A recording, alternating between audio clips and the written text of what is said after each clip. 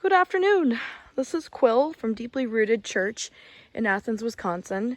And I wanted to do a longer video, so this is not really made for TikTok. This is just made for whoever's meant to see it. And I wanted to talk about my journey coming to Deeply Rooted and how important that was for not only my life, but also for my family.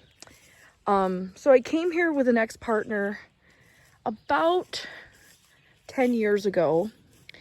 We were nomads. We were living out of our car and running with the wind and seeing the country, and that was my lifestyle 10 years ago. And I didn't really belong anywhere. I didn't have any roots. I didn't have any real family or any connection to anything. And it was kind of a miserable, lonely existence. I had tried with other pagan groups down in Florida, didn't really have great experiences with that. And so when I came here, I wasn't looking for Deeply Rooted. It was kind of a series of crazy events involving a car accident, not having a place to live all of a sudden, going through the process of pursuing a legal claim against the person who hit me, and just a massive chaos that all of a sudden just happened. And through my ex-partner's work, they knew somebody who had a place that they were willing to rent us. It was in Goodrich, Wisconsin, which is not far from Athens, right up 64. And they were willing to rent to us and let us live there. And they said, and by the way, I know you're pagan. There's a pagan sanctuary there. Well, my partner and I didn't really think much of that because we had never seen one. It's hard to relate to a pagan off-grid intentional community without seeing one. The first thought might be, oh, it's a cult, or oh, maybe it's a group of crazy people, or maybe it's a coven, and we're not really coven people. Because my partner and I at the time, my ex-partner, we had both tried covens and they didn't work for us. So, and nothing against covens, just wasn't working out.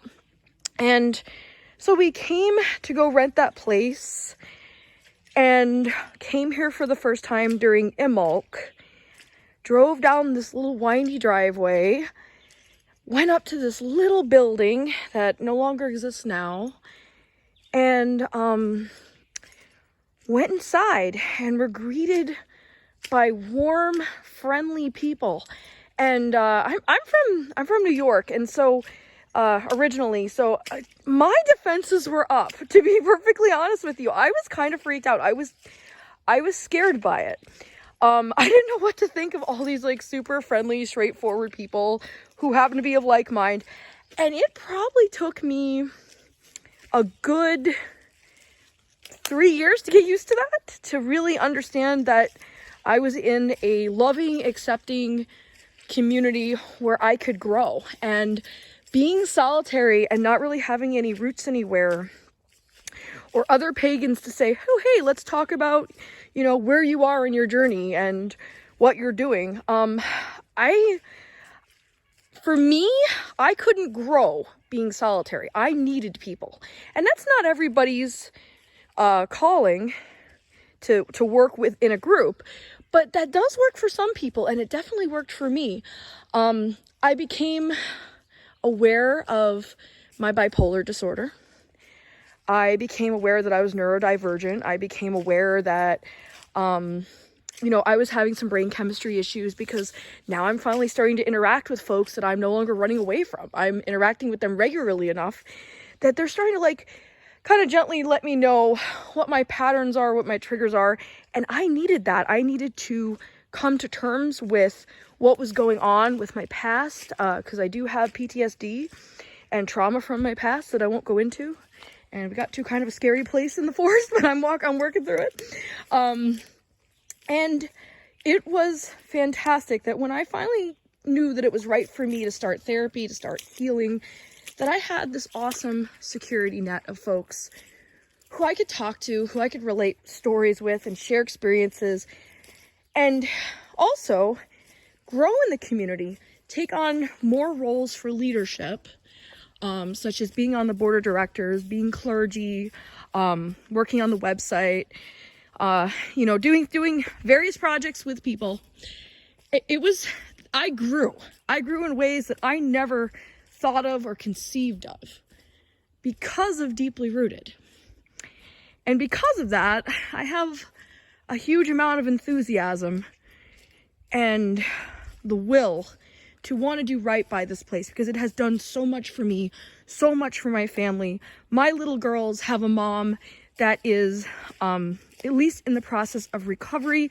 I can teach them coping skills. I can share with them experiences that can help them later on. And I have support from people here that if I need some time off from 5 little kids, I've got it, And I am blessed for that. And so I have this gigantic will to try to help Deeply Rooted succeed. And there is a catch-22 to this. Deeply Rooted is successful. If we have 40 members or so, doesn't seem like a whole lot of people. We don't need to have 100 members. Our land can't support 100 members. However, we started this idea. It was Wade that came up with the idea. He's the founder of the property, about creating this thing called the Pagan Homeland Project. And what that means is that it would be a network of communities that want to build more communities like Deeply Rooted, like other pagan communities that are out there.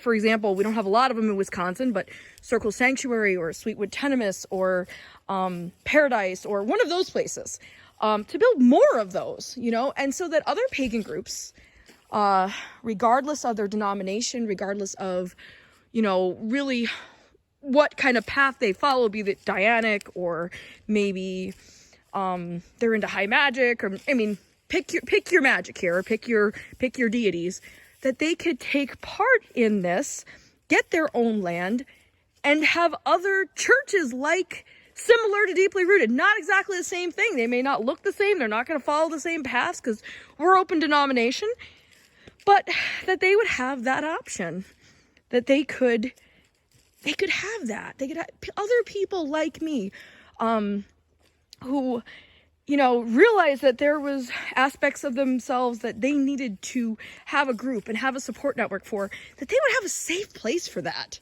Because every person, be it pagan or not, deserves something like that. Don't you guys agree? So I want to start getting some momentum, some ideas in this direction because, like I said, Deeply Rooted, she can't support 100 members. There's no way. However, we want to make it possible for others to have the same kind of experience that we've got here. And maybe they'll do a lot better than us. That would be awesome too. And we're good with that. We're good with people learning from our mistakes because we have made mistakes along the way. And that's normal and part of the growing process. So I know this is kind of a lengthier video than I wanted to do, but I want to hear your input. Where do you guys want to get together and talk about this? Where? When?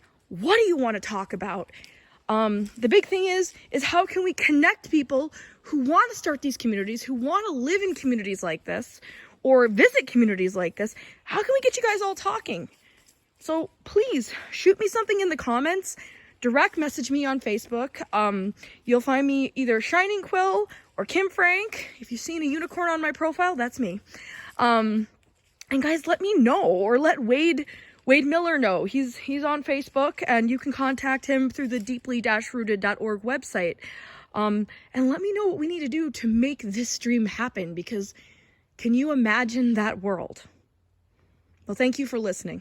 Have a great day.